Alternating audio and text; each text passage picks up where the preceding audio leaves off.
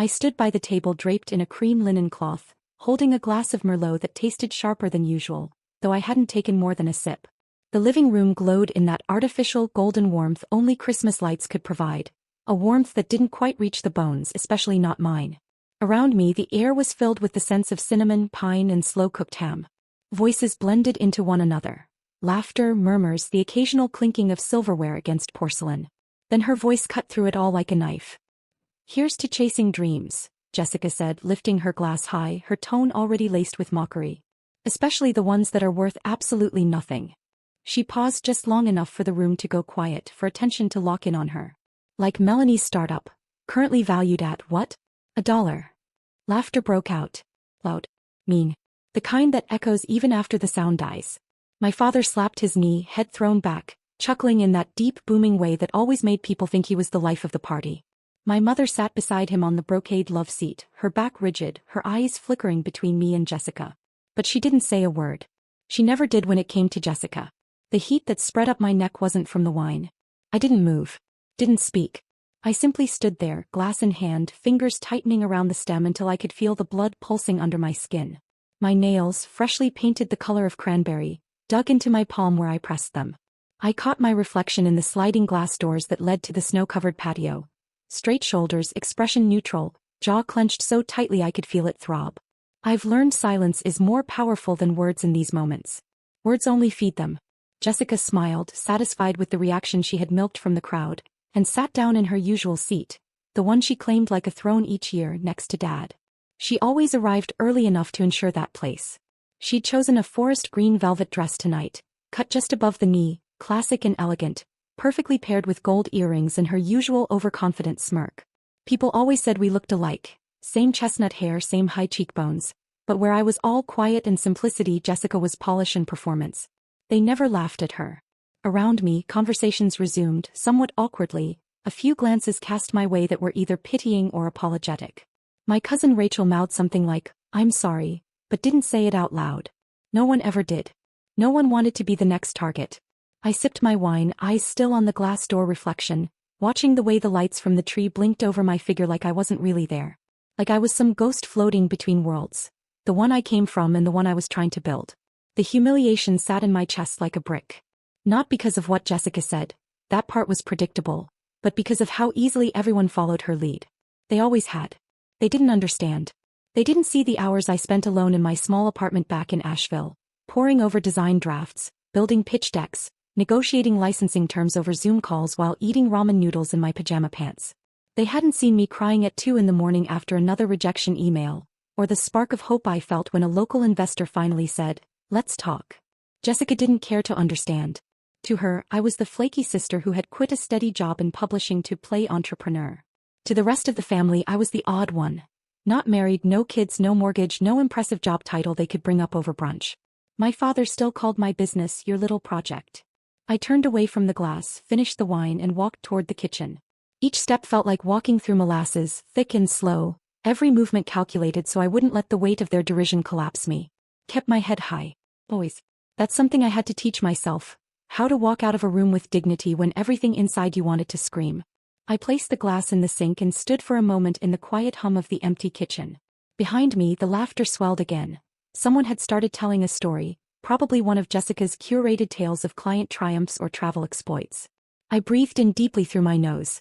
The scent of rosemary rolls baking in the oven drifted up. I focused on it. Let it ground me. I reached for a glass of water and leaned on the counter, letting the cold edge of the marble bite into my forearms. My phone buzzed in my clutch, a brief vibration against the silence. I pulled it out, screen lighting up with a single message. "Update tomorrow? Excited to see what you closed." It was from Jamie, my partner on the project. Just seeing her name steadied me. She believed in me when I didn't believe in myself. When I texted her 2 months ago and said, "I think we're going to fail," she sent back, "Then we'll fail swinging." No judgment. No pity. Just unwavering commitment. I typed out a short reply. "Soon. Big change is coming." I slid the phone back and looked out the window. Snow was falling in lazy spirals, quiet and indifferent to everything happening inside. I envied the snow, how it could fall anywhere and still be itself. Unbothered. Untouched. In the background, someone began singing along to a Christmas song on the stereo. The lyrics were bright and nostalgic, meant to evoke warmth, comfort, belonging. but they felt hollow tonight. Or maybe they always had. When I returned to the living room, no one noticed. Jessica was recounting her trip to Lake Como. Dad was nodding enthusiastically, clearly proud to have a daughter so established. Mom had moved to the dining table to help arrange the centerpieces. No one asked where I had gone. And that was fine. They could keep their laughter, their assumptions, their perfect holiday picture of success. Let them sip their wine and toast their small worlds. Because while they were busy laughing, I was building something they couldn't yet imagine. And soon they'd have no choice but to see it. What they didn't know, what none of them knew, was that while they sat around that candlelit table judging the surface of my life, I was quietly navigating the most critical negotiation of my career. My startup, which they mocked over eggnog and glazed ham, wasn't just some hobby or vanity project. It was a real, operational, rapidly scaling platform designed to teach children how to code, not just through dry exercises, but with interactive, adaptive modules tailored to diverse learning styles, wrapped in engaging narratives and gamified environments that kept even the most distracted students hooked. It wasn't theory. It was already functioning in 30 public and charter schools across 5 states, with over 10,000 active student users, most of them from underserved communities where access to quality STEM education was practically non-existent. I had built the curriculum with the help of former educators and real software developers. We partnered with small school districts that couldn't afford flashy software but desperately needed tools to bring digital literacy into the classroom. Our platform offered them both, affordable and effective. I didn't do this alone, of course. My team was small but fiercely committed. 5 full-time developers, 2 curriculum specialists, 1 UX designer, and Jamie, who ran point on outreach and school partnerships. But the vision? That was mine. Every sleepless night, every failed prototype, every nervous pitch meeting, it had led to this. 3 weeks ago, we caught the attention of an education-focused venture capital firm based in Austin. They'd reached out after one of their portfolio advisors sat in on a classroom demo in Houston. That 15-minute session sparked a chain of introductions, calls, pitch decks, and finally a formal invitation to the negotiation table. The proposed investment was $12 million. Not a grant, not a maybe, not a dream. A potential Series A deal with structured equity, performance milestones, and a board seat. The kind of deal that could change everything. I hadn't told my family. Not because I wanted to be mysterious, but because I knew what they would say. Jessica would dissect it until she found a way to diminish it, to call it risky or naive or idealistic. My father would ask why I needed other people's money if the business was really working. My mother would look worried and say something passive like, "Just make sure you're being careful." I didn't need any of that noise in my head. Not now. Instead, I leaned on the people who actually understood the stakes. Donna was one of them. She had been a public school teacher for 20 years before she transitioned into educational consulting and later business mentoring. She met me at a community startup event where I was showcasing a very early version of the platform, just a prototype back then, clunky and full of bugs. But she saw something in it, and more than that, she saw something in me. She told me I reminded her of herself when she left the classroom. Tired of watching students fall through the cracks, tired of systems that never changed, tired of waiting for someone else to fix it. Now she was by my side, helping refine the terms of the deal, poking holes in the projections to strengthen our case, coaching me on everything from investor psychology to how to sit during video calls to project confidence. Her presence grounded me, especially when I started to spiral. She had a way of reminding me what we were really doing this for. Not just the funding, not just the growth metrics, but the kids. Then there was Amy. The brilliant, utterly unflappable, my lawyer and an absolute force in every negotiation. She had reviewed every line of the proposed term sheet, flagged clauses that could backfire, restructured our IP protections, and insisted on a clause that guaranteed curriculum autonomy regardless of future monetization models. She knew exactly how these deals could turn founders into glorified employees if they weren't careful. And she wasn't going to let that happen to me. Every night for the past 2 weeks, after family dinners or quiet evenings pretending to scroll social media on the couch, I would disappear into my childhood bedroom, now mostly a storage space for holiday decorations and dusty trophies, and jump on late-night Zoom calls with Donna and Amy. The 3 of us would go over every scenario, every demand, every counteroffer. Jamie would send me real-time updates on our school engagement metrics, and our lead developer was pulling an all-nighter to finalize a new pilot feature we hoped would impress the investors during the final pitch round. The secrecy wasn't out of shame. It was strategy. The fewer distractions, the better. And if the deal fell through, then I wouldn't have to explain a thing to anyone. But if it didn't, if everything landed where it was supposed to, then I would get to tell them all not just that they were wrong, but that they were irrelevant to the part of me that actually mattered.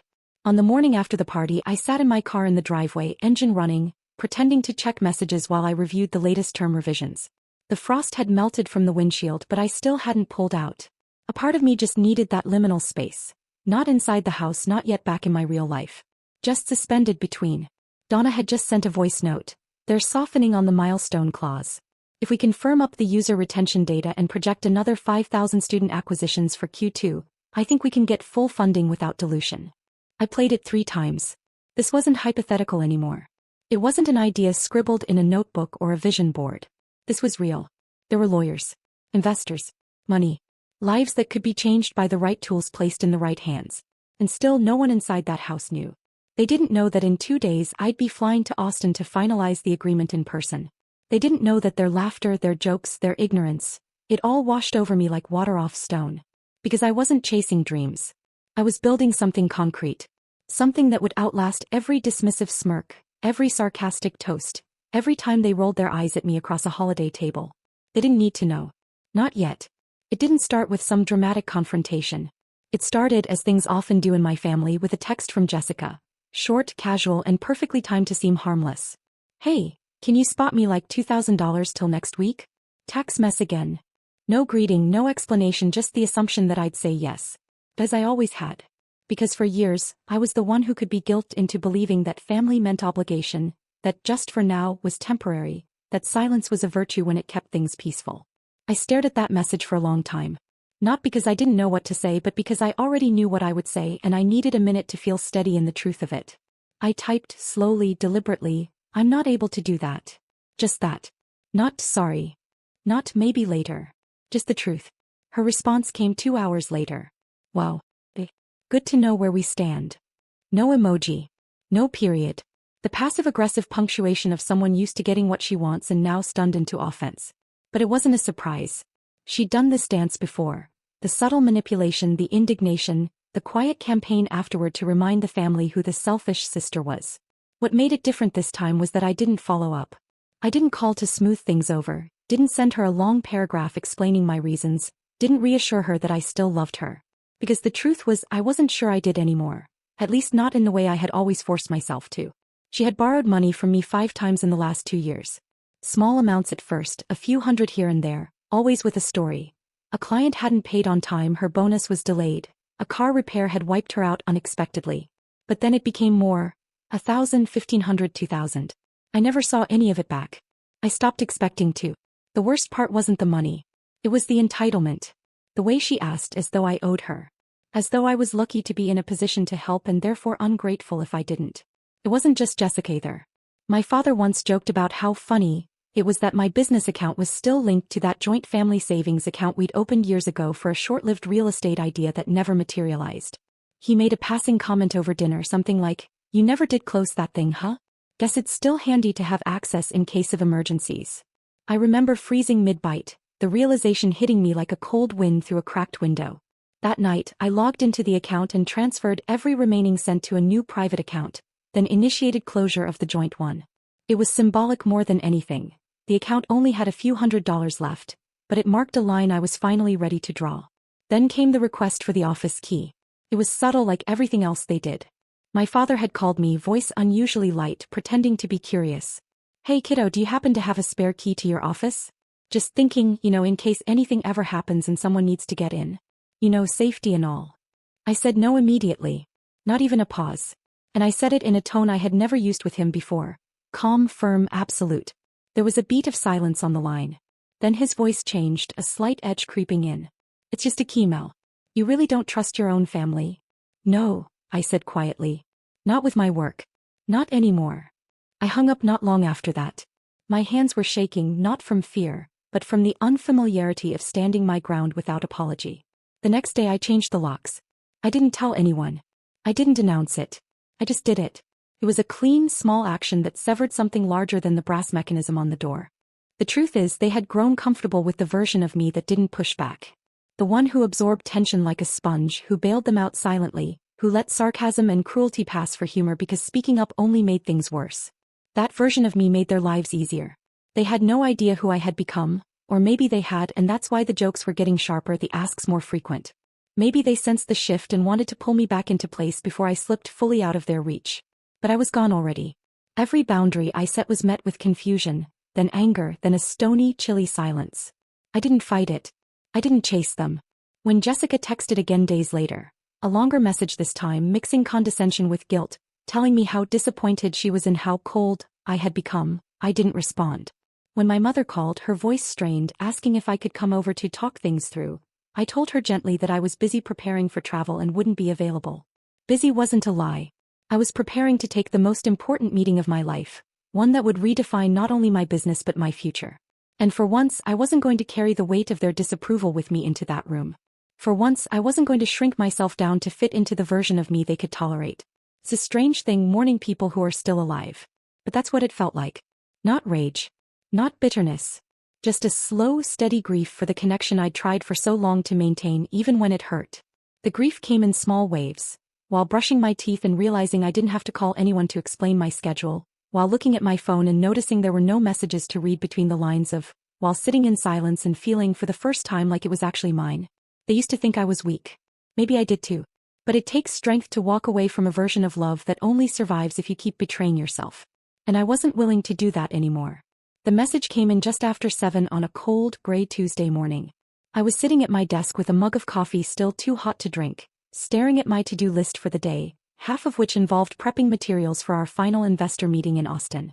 My phone buzzed with a notification from an unfamiliar number, but the tone of the message shot straight through me. Hey, just checking in. Is it true your startup's going bankrupt? Saw something about it from someone at the Chicago EdTech conference. Hope you're okay. My stomach dropped so fast I barely registered the taste of metal that filled my mouth. I stared at the screen, rereading the words over and over, trying to make sense of them, willing them to rearrange themselves into something else. My fingers felt numb as I typed back. Where exactly did you hear that? Who said it? No reply. Just silence. I felt the walls around me begin to bend inward, not collapse but shift, that subtle pressure before a structure gives way. It wasn't just the words. It was the fact that they had reached me like this, casually, unexpectedly, completely out of my control. I opened my laptop and started checking all our main channels. Inbox. Nothing new yet. Slack. Team chatter was normal. But my pulse didn't slow. I knew the EdTech conference in Chicago was happening that week. We hadn't attended, we were too deep in finalizing the Austin deal, but we had a presence there through some school partners and demo booths. I called Jamie. She picked up on the second ring, her voice still raspy from sleep. What's going on? I asked, skipping the greeting. Did you hear anything weird from Chicago? There was a pause, then the rustling of sheets and the shift in her voice that told me she was sitting up. No. Why? I forwarded the text. She went quiet. What the hell? I don't know, I said. But I have a very bad feeling. Less than 2 hours later the emails started coming in. Short messages, vague but loaded. We heard there's some instability with your funding. Can you clarify before we renew for spring? Our board is asking for verification about your investors. We've received conflicting info about your solvency. Can we schedule a call this week? By noon there were 8 of them. By 5:12. I felt like I was underwater, reading everything through a thick pane of glass. Every message felt like a blow I hadn't braced for. I answered each one as professionally and clearly as I could, confirming that the company was in good standing, that our negotiations were ongoing, that we were in fact on the cusp of a major round. But it didn't matter. The doubt had already started to spread. Then Donna called.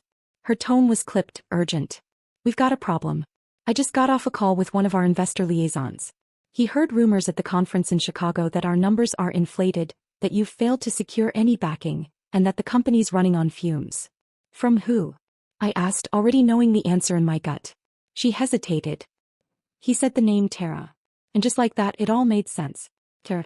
We hadn't spoken in months, not since she abruptly quit the project, citing creative differences, and an opportunity to consult independently.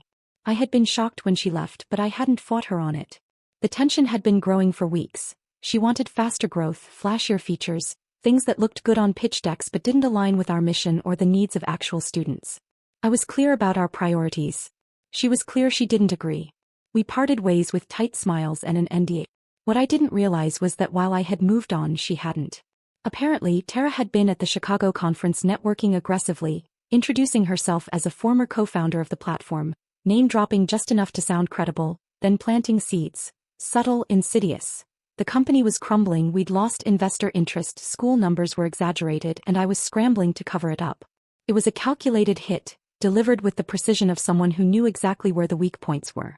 I sat back in my chair trying to regulate my breathing. The betrayal didn't surprise me as much as it should have. I had seen the ambition in her, the willingness to bend truth when it suited her, the hunger for recognition that outpaced her actual commitment to the work. But knowing it didn't make the damage any less real. $12 million. That's what was on the table. 12 million, a future for our platform, our team, and the thousands of students who depended on us. And now, because one person decided to twist the narrative, all of it was suddenly teetering. I felt rage rising in me like heat through the spine, but I didn't have time to sit with it. There were fires to put out, perceptions to correct, trust to restore. I called Amy. She answered immediately and I didn't even say hello. Tara's spreading lies. We need to move. She didn't ask how I knew. She just said, send me everything. I'll handle the legal side. You focus on the schools and the deal. The next 12 hours blurred. I drafted a statement for our clients, reinforcing the strength of our financials, offering to schedule one-on-one calls to address concerns. Jamie and I compiled screenshots, testimonials, datasets, anything that could prove our traction was real. Donna contacted our most engaged partners directly, reassuring them of the work we were doing. Amy began preparing a cease and desist. Every second I spent writing, calling, explaining, I felt the fragility of everything I had built. Years of effort distilled into charts and spreadsheets, now under threat because someone couldn't stand not being at the center anymore. It was then, in the quiet between calls, that I understood something I hadn't fully let myself admit until now. This was personal. For Tara, for Jessica, even for my father in some distant, disconnected way. My growth, my independence, my refusal to fold had become a threat.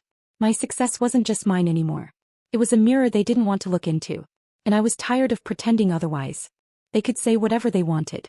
They could spread their rumors and raise their eyebrows and whisper in conference halls. But I wasn't going to flinch. Not now. Not after everything I had survived to get here. The voicemail came late at night, sometime after 11, while I was still sitting at the kitchen counter with my laptop open, staring at our final investor deck for what must have been the 10th time. I wasn't expecting any calls, but when I saw my father's name light up on the screen, my whole body went still as if anticipating a blow before it landed. I didn't answer. I let it ring out, watched the screen fade back into darkness, and kept my hands away from the phone, as if touching it might pull me back into something I wasn't ready to feel. A minute later, the voicemail icon appeared and I tapped it without thinking, holding the phone to my ear. His voice was flat, deliberate, not cruel but certainly not kind. We told you this would happen, he said, and then paused as if expecting that to be enough.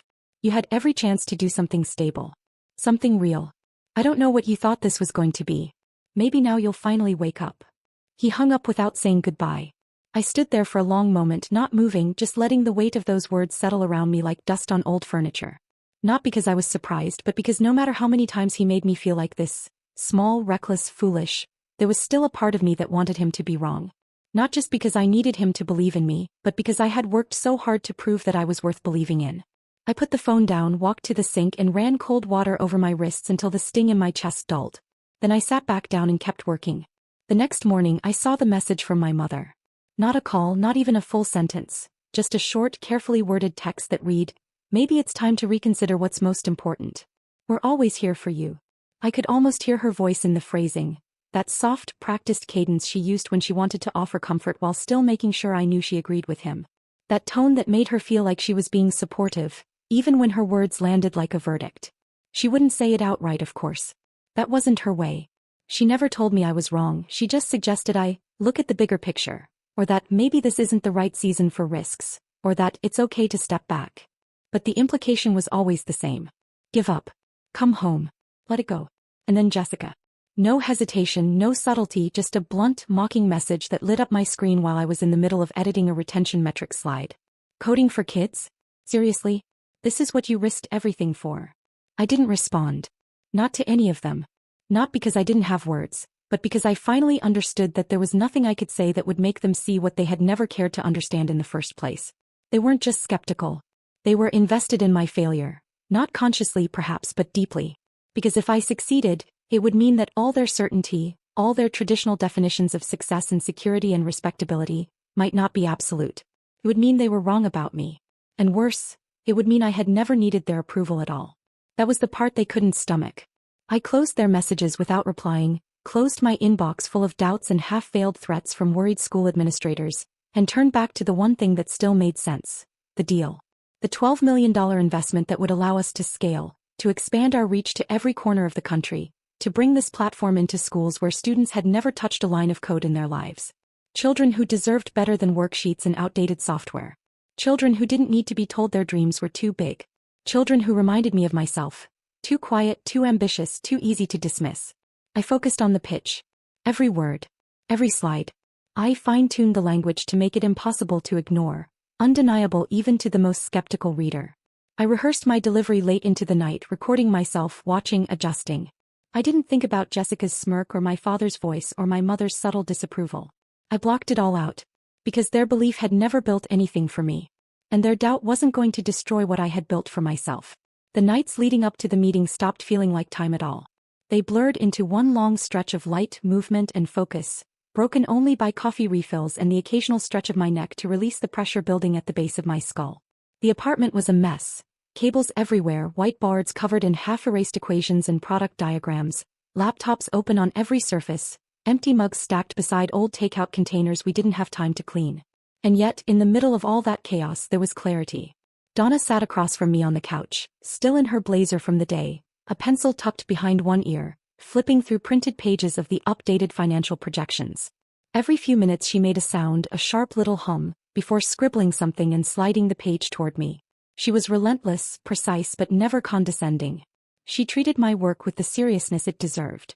Her sleeves were rolled to the elbows and she worked like someone with skin in the game, because she did. She'd been there before any of the money, before the buzz, when all I had was an idea and a trembling voice trying to explain it to anyone who would listen. Amy was at the dining table, laptop open, cross-referencing the term sheet with our internal documents, muttering softly to herself as she typed. Occasionally she'd look up and fire a question at me. Have you added language about post-investment hiring freezes? Did we finalize our equity split caps? Are we protecting the core IP under both state and federal? I answered her without hesitation, my brain sharper than it had ever felt, like every mental circuit had been rewired for this single purpose. And Alex, my husband, my constant, stood quietly behind me, rubbing the tension from my shoulders while I rehearsed my pitch aloud for the 7th time that night. He never interrupted, never corrected, just listened with that steady, grounding presence that reminded me I wasn't doing this alone, even when everything felt like it rested on me. He'd memorized the deck by now, probably knew my talking points better than I did. And when I faltered, when my voice caught or I second-guessed the phrasing, he'd gently place a hand on my arm and say, "Start again. You've got this." No performance, no theatrics. Just calm belief. There were moments, deep in those 2 a.m. hours, when the fear still found its way in, sliding under the doorframe like a draft, wrapping around my spine in quiet waves. It whispered all the familiar things. What if they back out? What if they believe the rumors? What if this is your only shot and you blow it? But even as it whispered, it couldn't take root the way it used to. Because this time I had evidence. I had the numbers. I had the traction. I had the technology and the team. I had put in the hours, burned through the doubt and built something real. The fear didn't disappear, but it didn't control me anymore. My determination outweighed it, pressed it down with every keystroke, every revision, every slide I perfected until I could recite it in my sleep. We practiced the pitch again and again, Donna stopping me mid-sentence to tweak the order of information, Amy rewording a key legal term in the Q&A prep, Alex timing my delivery to the second. We anticipated every possible question.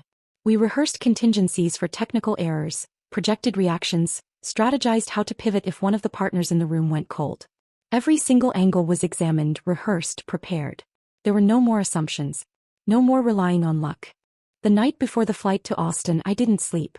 Not because I was anxious, but because I couldn't bring myself to let go of the momentum.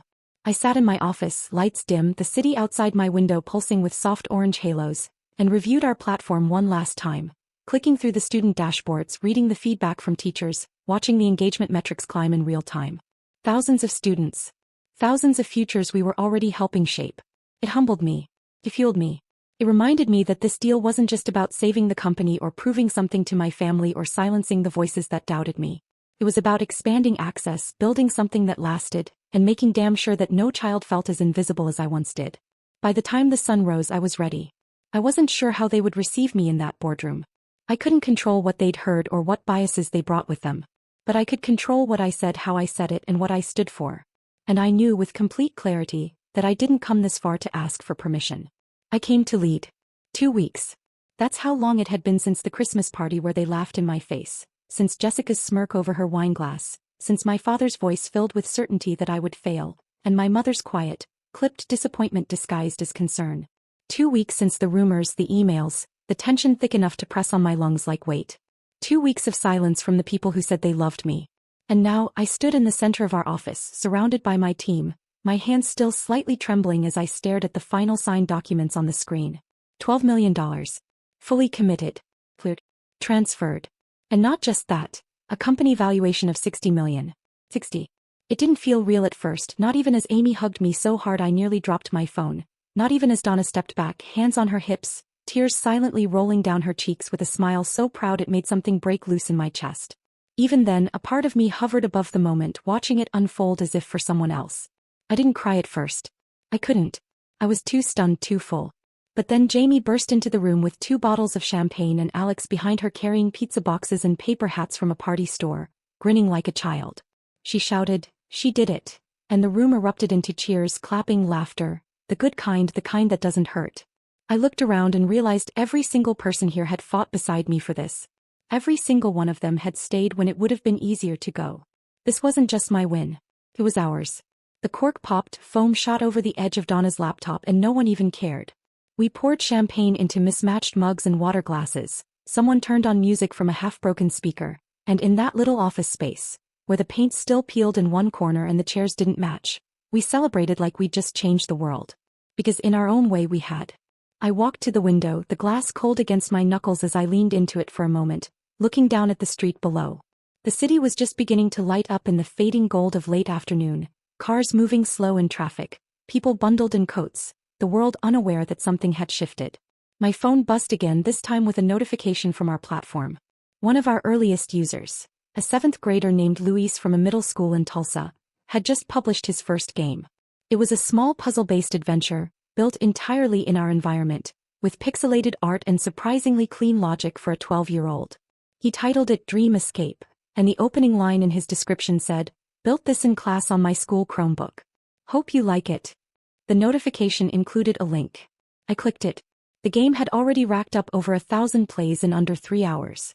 Someone had posted it on Twitter. A teacher maybe, and now the feed was exploding with comments. "This is amazing. A kid made this? What platform is this? I want to try." Teachers tagging other teachers. Developers offering feedback. Parents asking how to sign up. I read every word. My chest felt tight with something that wasn't fear this time, but the kind of raw, overwhelming emotion that builds when everything you've ever hoped could be true suddenly is. All the late nights, the rejections, the humiliation, the silence, it had all led here. Not just to a signed contract or a dollar figure, but to proof. Proof that what we built mattered. That it worked. That it changed something. I showed the game to the team. Jamie screamed. Alex pulled me in, held me so tightly I could feel his heart pounding through my back. Donna whispered, "You gave him that.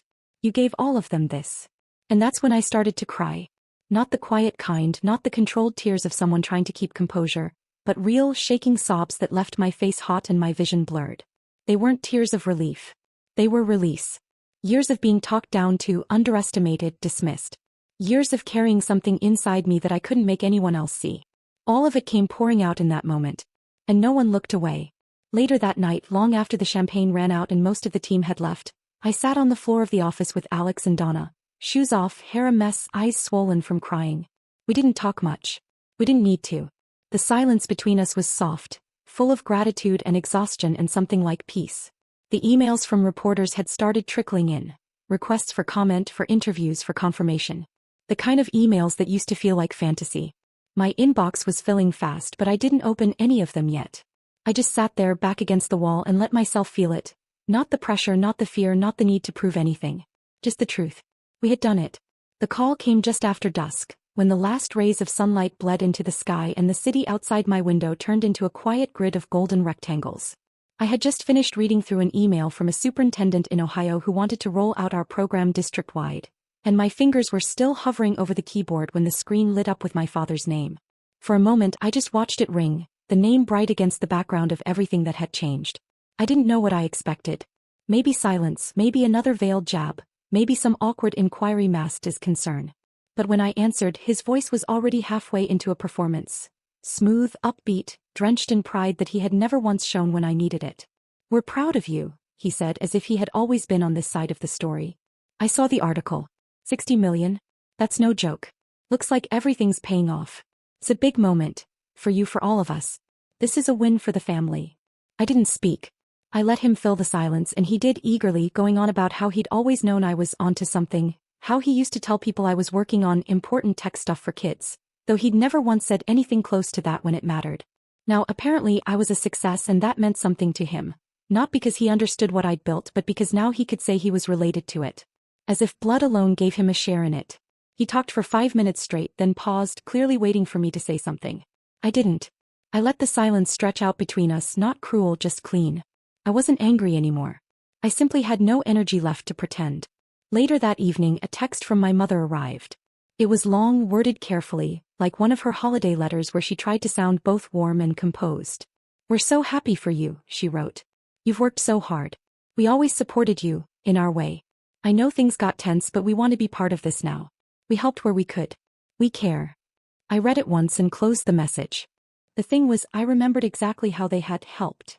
The silence when Jessica mocked me, the subtle undermining, the absence when I needed a voice, any voice, to say, "That's enough." I remembered every time they called what I did a project or a phase, every time they asked if I was still doing that thing, every time they reminded me that I was the one who had chosen the hard road. And now that the road led to headlines and traction and validation, they wanted to pretend they had walked it with me. But I had walked it alone. And then came Jessica. Of course she didn't call. That would require vulnerability, something she'd always considered beneath her. Instead, she did what she did best, controlled the narrative from a distance. I saw the tweet as soon as Jamie sent me the screenshot, her tone dry with disbelief. It read, "Some people really hit the jackpot with their little pet projects. I mean, hey, congrats or whatever." It was vague enough to maintain plausible deniability, sharp enough to sting if I'd still been capable of being stung. But I wasn't. I looked at the tweet, then at the reflection of myself in the darkened window, the outline of my face surrounded by the soft glow of a dozen congratulatory emails still open on my screen. I didn't feel anger. Not even disappointment. Just a quiet, unwavering detachment. Like finally stepping out of a room where the noise had been constant, oppressive, and realizing you didn't need to be in that room at all. I didn't respond. Not to my father. Not to my mother. Not to Jessica. Not because I wanted to punish them. But because I had nothing to prove anymore. Not to people who had doubted me until the headlines made it convenient to believe. Not to the voices that only appeared when the work was done and the cameras turned on. This was mine. And it no longer belonged to the version of me that needed their approval to exist. It started slowly, just like it always had. A question wrapped in suggestion, a comment that sounded casual but hung in the air too long to ignore. My father called again, this time with a tone that sounded almost collegial. He asked how things were going, dropped a few compliments about the coverage the company had received, said he was thinking more seriously now about how our family could build something together. That phrase, build something together, sat heavy in his voice like it had been rehearsed. Then came the real point. He mentioned some land he'd once looked into developing, suggested we put our heads together to revisit the idea, now that resources were finally available. I knew what he meant. He wanted money. Not directly, not in so many words, but cloaked in the language of legacy and family vision and opportunity. As if everything I had created was a communal pot we could now all dip into. I told him no. Calmly, clearly. "I'm not investing in that," I said without pause, without apology. And the line went quiet, the way it always did when he realized he wasn't going to get what he wanted. He mumbled something about how he was just thinking aloud, that it wasn't a big deal, and hung up soon after. Then my mother called. Her tone was soft, almost hesitant. She talked about a recent health scare, nothing urgent, she insisted, just a few things we're watching, followed by a sigh, followed by a slow mention of how expensive the scans had been. She never asked outright, just let the words trail off. The kind of silence meant to make me feel responsible. The kind of silence that used to pull money from my wallet without her even needing to ask. But not this time. "I hope you're okay," I said. "Let me know if I can help you find a good specialist." That was it. I didn't offer money. I didn't ask for more details. I didn't follow up with questions I didn't want answers to. I knew the game too well by now. Their emergencies only ever surfaced when they thought I had something to give. Their crises always grew in size next to my success. Then came Jessica. She didn't text. She called. I didn't recognize the number at first, but her voice hit me like a cold wind the second she spoke. It was soft, more subdued than I'd ever heard it. She started with a quiet hi, and for a moment I didn't know what was coming. Then she said she was sorry, Genuinely, or at least trying to sound like it. She said she'd been out of line, that she was jealous, that she had no idea how hard I'd worked, that she hadn't meant to make me feel small. She said she missed me. For a second, just a second, something stirred in me. Not forgiveness exactly, but the old reflex to make things easier, to fix the discomfort, to say, it's okay even when it wasn't. But I didn't speak. I let her keep going. And then came the ask. She said she was in a tough spot. That she'd fallen behind on a few payments. That her business was struggling, that her credit card debt was drowning her, that she just needed help to get back on her feet. She called it a loan. She promised she'd pay me back. She used my name like punctuation. Mel, please. Mel, I'm serious. Mel, it's just temporary. And for the first time in my life I said no without flinching. Not out of spite. Not to hurt her. But because I knew exactly where that road led. I'd walked it before. The quiet resentment. The missed payments. The shifting tone when I asked about them. The weight of being someone else's solution while they never once stood beside me in my own battles. I knew what it meant to hand over that money. Not just the dollars, but the power, the permission to stay entangled in a cycle that had cost me years of self-respect. I can't help you with that, I said. She went silent. Then her voice changed, not angry but sharp. Cold again. Wow, she said, after everything, really? I didn't reply. I let the silence stretch long enough for her to understand that the old dynamic was gone. That I wasn't the same woman she could guilt and corner and push back into her place. I hung up before she could say anything else. That night I sat on the balcony with a glass of wine, looking out over the quiet street below. The air was crisp, the kind that made your lungs tighten just a little, like the sky itself was reminding you that you were alive. I thought about how many times I'd second-guessed myself, how many nights I'd lost sleep trying to make everyone happy, trying to carry the weight of their expectations and their need. And now, finally, I had put it down. Not because I stopped caring, but because I started caring about myself more. And that changed everything. The idea had lived inside me for years, buried somewhere between memory and hope, but it wasn't until everything finally settled, the funding secured, the platform stable, the noise of outside voices silenced, that I felt ready to bring it to life. I had thought the Series A would feel like the pinnacle, that the investment would be the moment I could finally breathe. And in many ways it was. But when I sat alone in my office late one night, long after everyone had gone home, the windows lit only by the soft amber of the street lamps, it wasn't the deal I kept thinking about. It was her. My grandmother, Helen. She had been a public school teacher in a town that barely remembered her name now, but for me her presence never faded. She was the one who gave me my first notebook, who taught me to type on a rickety desktop with a humming tower and a monitor the size of a suitcase. She taught me patience, the rhythm of ideas, the beauty of figuring things out on your own. She was the first person who ever told me that knowledge wasn't just power. It was freedom. And not just for people like us, but for the kids no one watched, the ones whose zip code kept deciding the shape of their future before they even learned to write their names. She died when I was in college.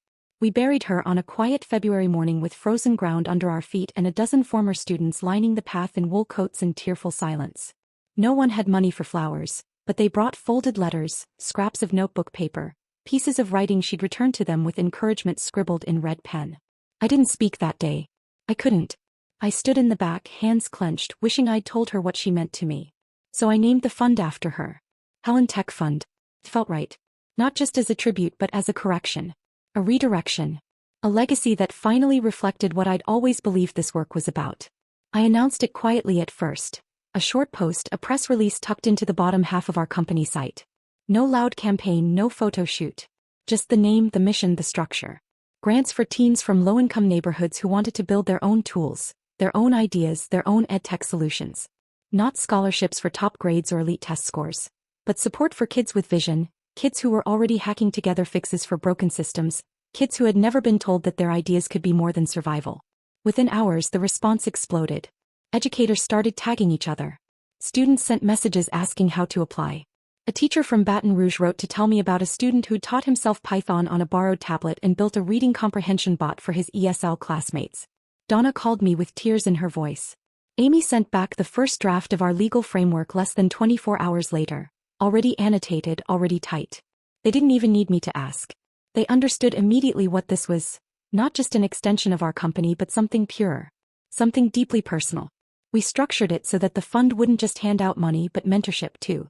Recipients would be paired with developers, designers, product leads.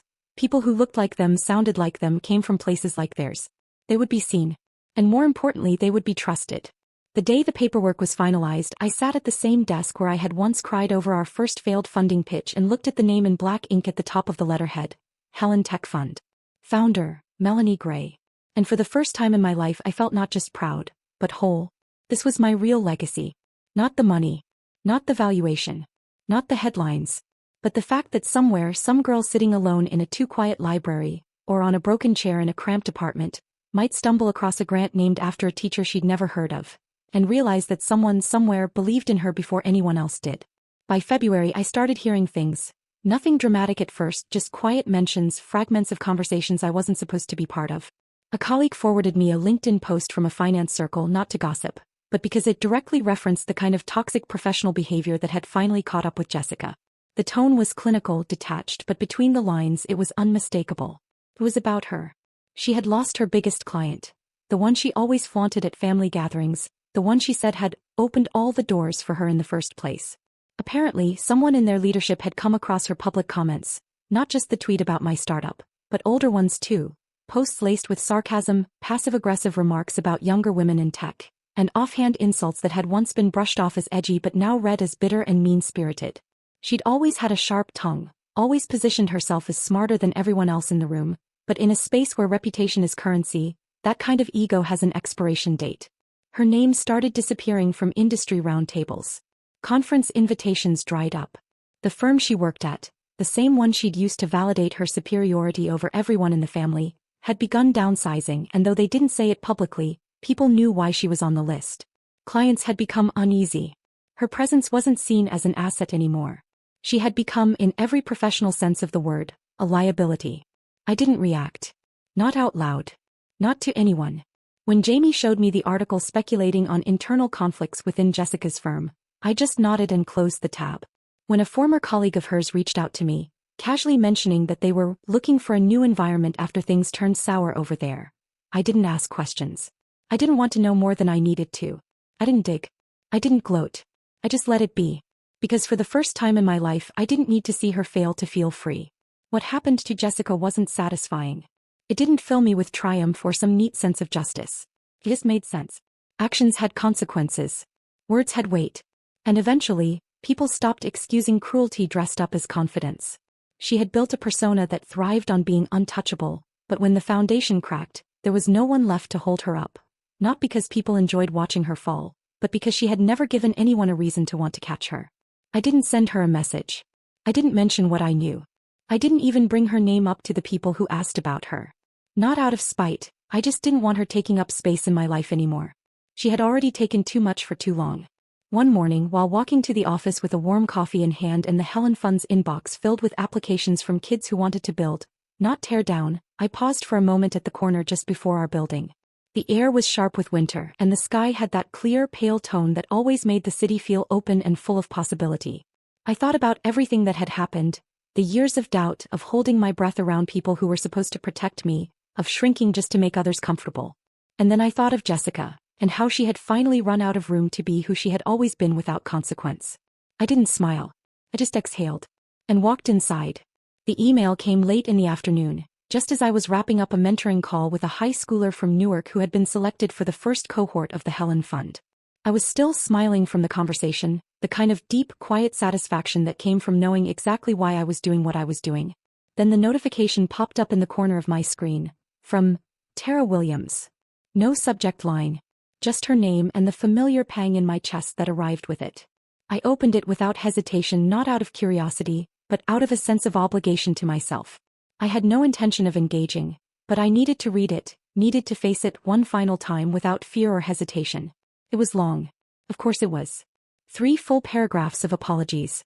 She wrote about how everything had spiraled, how she hadn't been herself in those final weeks, how the pressure had messed with her head.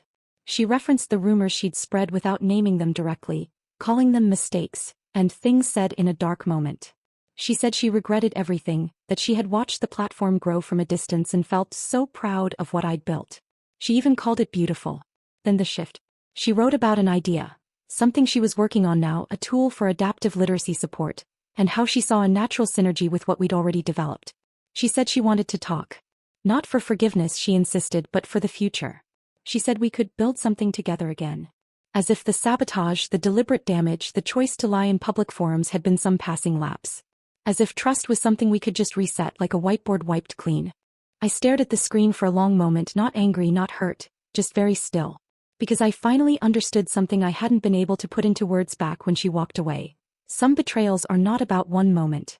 They are about the ease with which someone chooses themselves over your survival. That kind of ease never goes away. It lives under the surface, waiting for the next high-pressure moment. And I wasn't going to gamble what I'd built on the hope that she'd changed. I clicked reply and typed one line. I work only with people I trust. Then I hit send. No greeting. No sign off. Just that. There was no shaking in my hands, no second-guessing, no need to consult anyone. The certainty sat calmly in my chest like an anchor, heavy in the best way. This time I didn't feel the urge to explain, to soften the message, to protect her from the sting of rejection. She had already made her choices. What I was doing now was simply honoring mine. Tara never replied. And that silence was the clearest proof I needed that I had chosen right. It happened on a Tuesday morning, quiet and bright, the kind where the light filters through the windows just right and makes everything look a little cleaner than it is. My calendar was full. A meeting with a superintendent from Atlanta. A call with Donna to review the final legal terms for our new district contract in North Carolina. And a strategy session for the Helen Funds pilot project. Everything around me was moving forward, fast, sharp, alive. And yet, in the middle of that momentum, there it was again. Another message from my mother, this time wrapped in guilt and concern. You haven't replied. We're still your family. Don't forget who was there before the money. A few minutes later, a missed call from my father. Then a voicemail. I didn't listen to it. By lunch, 2 new texts from Jessica. No apology, no self-awareness. Just another subtle dig about how I was too good to answer now. They had started up again like clockwork. A rhythm of intrusion I no longer had patience for. One more push. One more reminder that they felt entitled to my time, my energy, my peace. It didn't matter how many times I said no, or how clearly I tried to set boundaries. They didn't hear me. Or worse, they did and didn't care. I put my phone down slowly and stared out the window for a long moment, watching the wind press against the glass and the branches outside sway in silence. I thought about how many years I had lost answering those messages, absorbing their moods, managing their narratives. I thought about all the times I made myself small so they wouldn't feel threatened, the way I had tried to hold everything together just to avoid becoming the villain in their story. And then I stood up, walked into the kitchen, poured myself a glass of water, and as I drank it, I decided. Enough. Not a pause. Not a reset. A full, final severing. I changed my number that afternoon. Not out of spite but necessity. I sent the new one only to the people who had earned it. My team, my close friends, my mentors, and Alex. I blocked every family contact. Deleted their numbers. Removed their emails from my whitelist. Cleared my inbox of every thread that carried their names. The silence that followed was immediate, and it felt like pulling out a splinter I hadn't realized was buried so deep. There was no guilt. No grief. Just clarity. Because I finally understood that boundaries aren't something you ask permission for.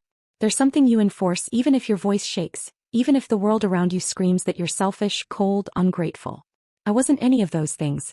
I was exhausted. I was done. I had paid in full. While they were still trying to twist the past into leverage, I was building futures. The company was growing faster than we'd projected. New districts, new contracts, new schools signing on almost weekly. The data was better than we had hoped, and our classroom pilots were turning into full-scale rollouts. We were no longer proving the model. We were implementing it. I walked into rooms now where superintendents shook my hand and said they'd been following our work for months. Teachers sent us videos of students staying after school to finish lessons, building things they never thought they could. Real change. Real results. We weren't a startup anymore. We were infrastructure. And the Helen Fund was almost ready. The pilot launch was scheduled for the end of the month. 20 students, 5 mentors, 3 months of fully funded creative development time with direct access to our internal teams. We'd built out an evaluation panel. The legal framework was solid. The applications had been finalized. Everything was in motion. It was real. I thought about what my family would say if they knew. How they'd try to rewrite their role in the story. How they'd insist they had supported me all along. But that didn't matter anymore. They weren't part of this chapter. They weren't in the room when I stayed up all night building the original prototype. They weren't there when I ran out of money. They weren't there when I had to defend myself against rumors, when I worked through exhaustion, when I doubted everything except the vision.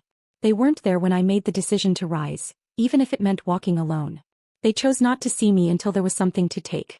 So I made it easy for them. I disappeared. Not from the world, from their world. I stopped translating myself. I stopped apologizing. I stopped leaving the door half open in case they decided to understand me. I shut it, locked it, and walked away with everything I had earned. There was no dramatic announcement, no angry letter, no confrontation. Just peace. Finally. The air was crisp that morning, the kind that carries a quiet energy. Not loud or showy but steady, grounded, full of something real. Downtown Chattanooga shimmered in early March light, the kind that warms your skin but still makes you pull your jacket tighter. The city looked familiar but I felt like I was seeing it through new eyes. Or maybe just standing in it with a version of myself that no longer shrank to fit its shape. The venue was simple, not extravagant. A refurbished civic hall with tall windows and exposed brick, polished floors catching the light like water. Rows of chairs filled the space, lined with students, teachers, community leaders, mentors, journalists, local entrepreneurs. No velvet ropes. No staged grandeur. Just people. Real people who had come to witness something that, for me, had been years in the making, not just a fund but a full circle. Helen Fund was no longer an idea. It was alive. Donna stood near the front, notebook in hand, chin high and proud like the teacher she'd always be. Amy was already fielding questions from reporters with the composure of someone born for it. Jamie had barely stopped moving all morning, making sure the signage was in place, the demo booths powered up, the banners centered. And Alex, as always, watched quietly from the side of the stage with a look that said everything without saying a word. There were students everywhere, laughing in corners, taking photos with mentors, clutching laptops, tablets, sketches on wrinkled paper. And somewhere in that blend of movement and noise and light, a girl approached me. Maybe 12, maybe 13, wearing a hoodie 2 sizes too big, eyes sharp and steady. She carried a small, beat-up laptop in both hands like it was made of glass. When she stopped in front of me, she didn't fidget, didn't smile. She simply said, "I made an app because of you." And then she opened the laptop and showed me. It was a basic app, rough around the edges, but what it did made my breath catch. It translated school announcements into 3 languages, Spanish, Vietnamese, and Arabic, for families who didn't speak English. She said her mom missed an important school meeting last year because no one told her in her language. So she made sure it wouldn't happen again. I didn't say anything for a moment. I just looked at her, really looked at her courage, at her certainty, at the way she had already decided she could fix things herself. And then I smiled. Later, when I stepped onto the stage, the room settled into a soft hush. Not stiff or ceremonial, just expectant. Waiting. I stood behind the podium, looked out at rows of faces lit with ambition, exhaustion, quiet pride, and I felt that now familiar calm settle into my bones. This was not a performance. This was the truth. I didn't speak long. I didn't need to. I said, "This isn't for the ones who laughed. This isn't for the ones who doubted, ignored, or tried to tear down what they didn't understand." I paused. Looked at them, not the crowd but the students. "This," I said, voice steady, "is for the ones who believed. Even when no one else did. Even when they had to believe in silence. This is for you."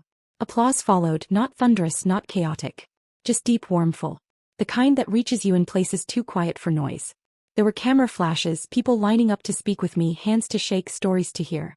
But through it all, I noticed the one thing that didn't appear. My family. Not in the audience. Not in the hallway. Not in the press. Not in the shadows. And for the first time, their absence didn't echo. It didn't sting or ache or leave any hollow in me. I didn't search the crowd for a face that wouldn't be there. I didn't wonder what they'd think or if they'd see the photos later. That part of the story had ended long before this moment. Because this wasn't theirs. It was mine. It was the students. It was Helen's. It was everyone who had carried themselves forward without permission, who had created futures when no one handed them a map. And I was finally where I belonged.